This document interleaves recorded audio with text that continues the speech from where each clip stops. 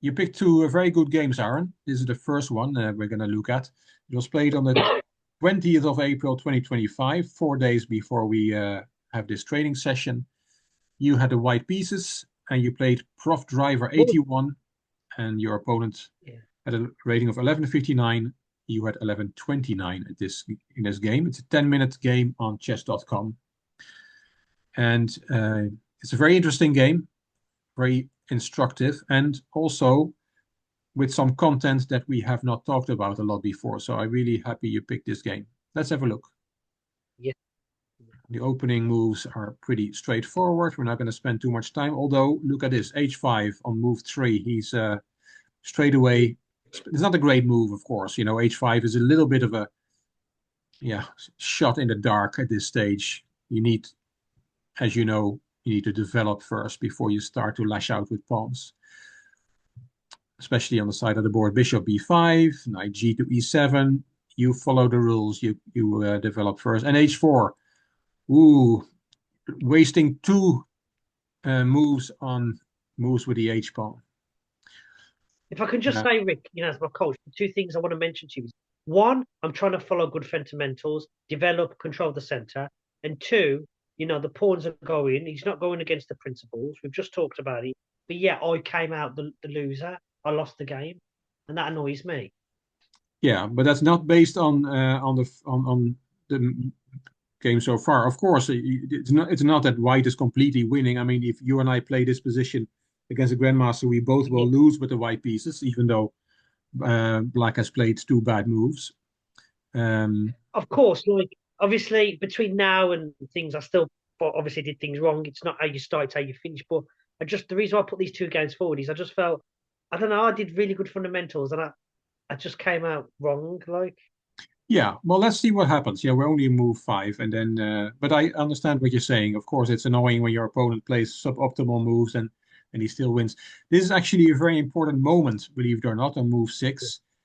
Because you see that H pawn coming down the board towards your king, and you see rook behind it, and nobody likes it. Probably every chess player will feel a little bit anxious when the opponent starts to run down straight at his king. Um, and I think I said it in the last video or the last session we had. When somebody's attacking you, don't make pawn moves on that flank. Do you remember that? yes, because you can't move them back. You can't move him back. That's one reason. And also, you give your opponent a hook. We call it a hook. And you fell for that. You saw him charging down, and it's very natural to then play h3 to stop that pawn moving even further. But I've drawn some arrows there. That h3 pawn is now a hook for a possible bishop sacrifice, which we'll see later, and also a possible g5, g4, and suddenly that he's threatening to open lines. So h3 is not a bad move in itself, but practically it's not a good move. I would say, why don't you just continue the development? You play d3, you want to make this bishop happy. If he keeps charging down, then we're not going to take. We're not opening, we're not But helping him. What do you play here? pawn to G3. On g3. And this, you keep the lines closed. There's no bishop takes h3 nonsense anymore. He's not gonna. It's very difficult. This pawn is often in the way for him. It's standing. It's a nice protector for you because now the h file is not open. His own pawn is in the way. He would love that pawn to take that pawn off the board, but it's there and it's not doing any damage at the moment. You have to be careful, of course, that there's no queen ending up here because then there's the checkmate threat. But anyway, that is very, very far in the future. Um, Yeah. and this is, practically, and you're going to develop this bishop, and you're better. And he might regret uh, playing h5, h4, h3. But the way you played it with h3 yourself, you're setting, you give him exactly what he wants because he wants to sacrifice, he wants to break open the protection around your king. Yeah? Yeah. So this is really Yeah. useful. Thank And you. we talked about it last time, but this is a very good example.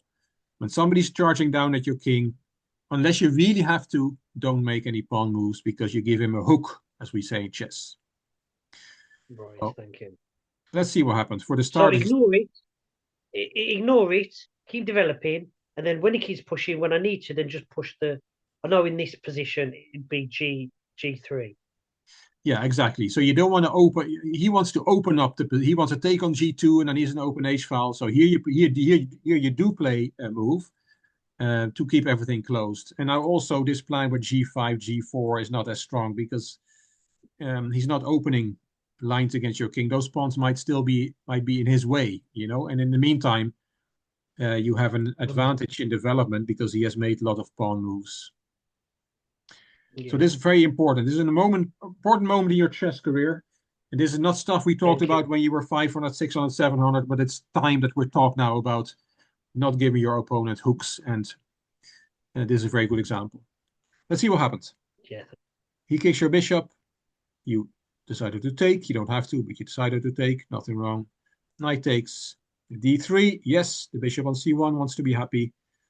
d6, good, bishop g5, attacking the queen, and nice. f6. And I tried to do attackers versus defenders on that H4 pawn. Exactly.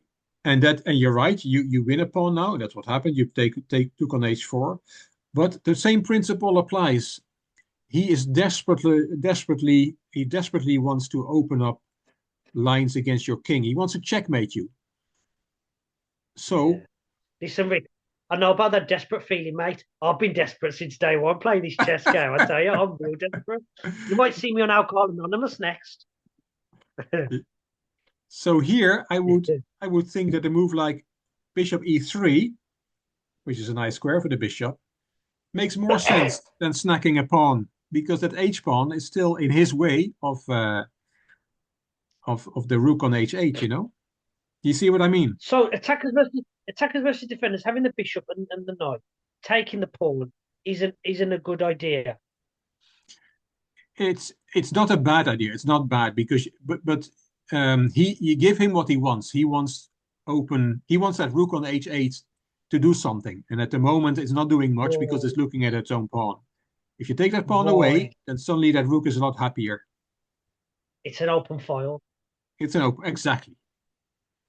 Exactly. So I this get is it. Yeah. definitely, you know, the next step in your chess understanding, isn't it? So to play bishop e3 here, that is a cool move. I'm not taking your pawn. I'm putting my bishop on a nice square, and I'm gonna get counterplay on the other side of the board, and you can do your stuff on the king side, and let's see who comes first. Yeah. Yeah. Okay. Okay. Yeah. You took the pawn in itself, not a terrible move, but you give him what he wants because he comes with g5 and he comes with Here g4, we and go. now he's attacking that hook. You know that h3 pawn is now attacked. Um, your knight is also attacked, so that's a problem. You don't have time for h4. You would love to play h4 here, you know, to keep the lines closed, but because your knight is hanging, you cannot play that move. You have to save your knight. He took on g h3. He has everything that he wants. G takes and bishop takes. Now the G file and the H file are open, and Your Majesty is starting to feel a little bit uncomfortable on G1. Yeah. Me and Like, him both. yeah, so Black made all those pawn moves, but he got what he wanted, and you could have prevented that by keeping things close. Rook E1 to save the rook. Knight D4, he's coming forward with his pieces. By the way, Black plays a really good game here so far. You have to give your opponent some credit as well.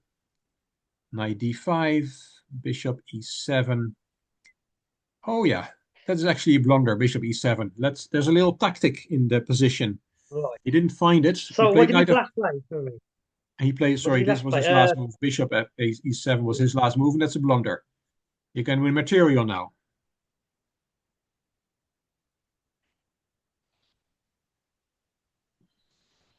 Okay. Any checks? No. Any captures? I've got to get this, Rick. I've got to get one. Any captures? No. Right. So, do see to me this. I can't see anything here. Let me have a look.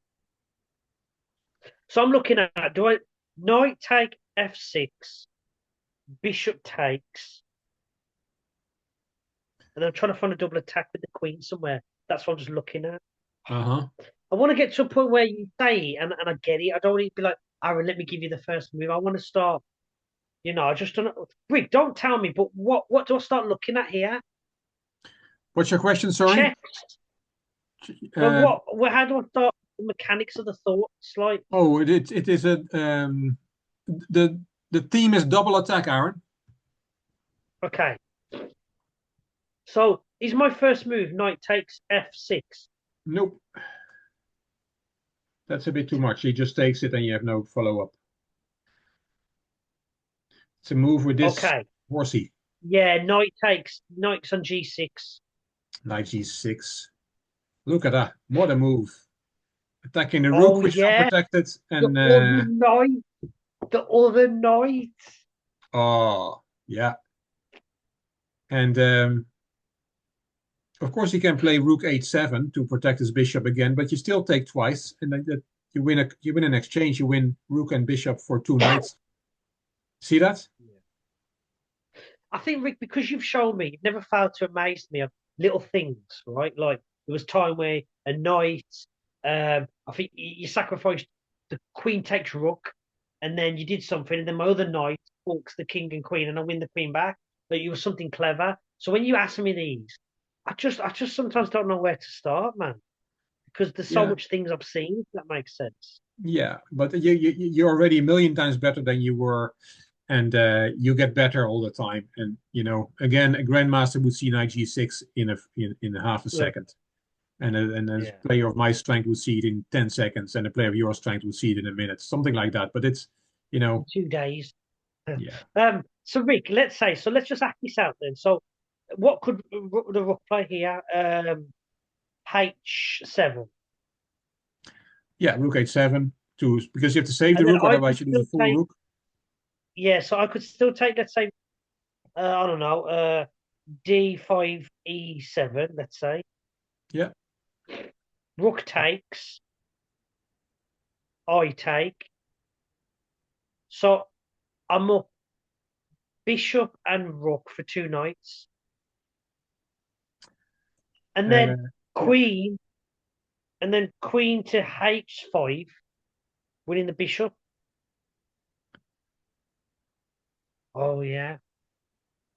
yeah, and suddenly his king is in lots of trouble, isn't it? Yeah. So he can't even take. So he has to take with the king then on e7. Otherwise that double attack is there to avoid losing more material. But you're already in exchange up now. Just need to get this guy into the game because he's screaming at you, and make sure your king is still a little bit unhappy. So he has some compensation because your king So is Rick, when you analyze that game, how quick did you see that tactic? the knight g6 one. Yeah, Yeah, I don't remember. I'm just trying to see, like, because it must be lovely, like, to see a game. Go, no, this looks pretty cool. Yeah, but you have Okay, that as no, well. You see those tactics all the time as well. And again, we only always look at your losses, but I've seen some yeah, games where you fork your opponents from everywhere. thank you. Okay, in the Right, game brilliant. No, thank you. you played knight f5 instead of knight g6, and attacking the bishop twice. So he decided to take, and he takes, and knight takes. So that's also attackers versus defenders. He just won a pawn. He took on e7, queen takes, and he has now he's a pawn up, and you still have an unhappy king. You Yeah, play d4, and here, if I was black, I would castle. Bring put a, and now his king is so much safer than yours, and he's getting his rook into the game. But he didn't do that. He played queen h7. Also logical, here we go. heavy pieces on the open h file. You try to run away, Yeah, but he has a very strong attack here. Even with this guy still at home, of course your guy is also still at home. He has a very powerful attack, and he played it really well. Knight takes GC check, getting a defender off the board. Queen f5 check. There's one more twist here, and that is in the spirit of don't give up. even though black is winning here. King g2. Now he castled queenside.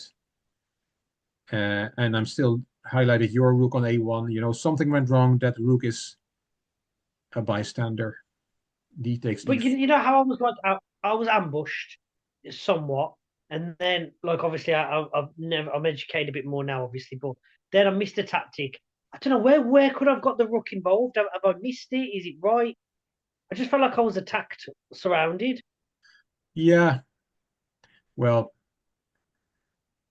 and that happened, of course, because you gave him a hook, Yeah, and because you took that pawn on h4. You know, then it's difficult. Probably at that moment, it's indeed very difficult to bring that rook on a1 into the game.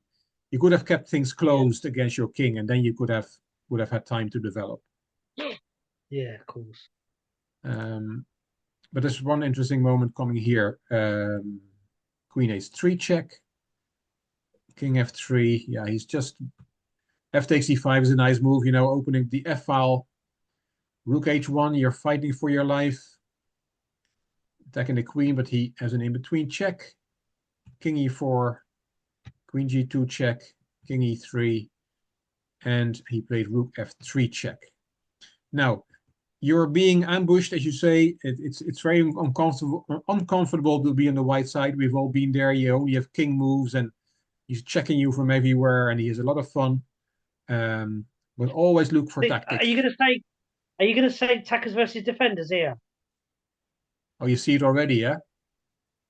So Queen takes f3. Thank you very much for the rook, Yeah, because this rook this he rook can't take hanging? it. Yeah,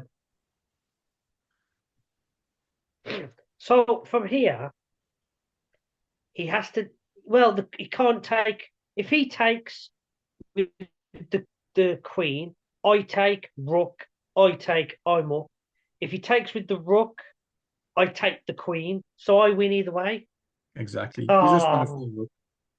Yeah, it's an as unusual soon as tactic. you played that, I saw it. Yeah, yeah, and I know I'm sounding like a broken record, but you took 2 seconds on your reply here, Aaron, and you I think, didn't pick up the yeah. queen. Look, I play very quick anyway. There are times when I've got not much time, so I'm slowly getting better. But you know, I think the So horse had left the barn.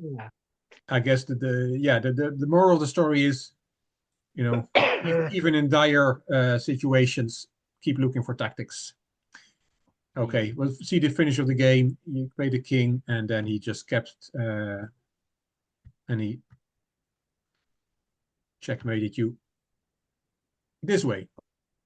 This is a very instructive game. I commend you for this must have been a Yeah, painful game for you, but we really came up with some concepts that we hadn't really talked about before, and I thought this was great, very instructive game. great. You know me. I mean, I'm in this for the long haul. So yeah. Yeah. So, anything else you want to talk about on this game? No, thank you.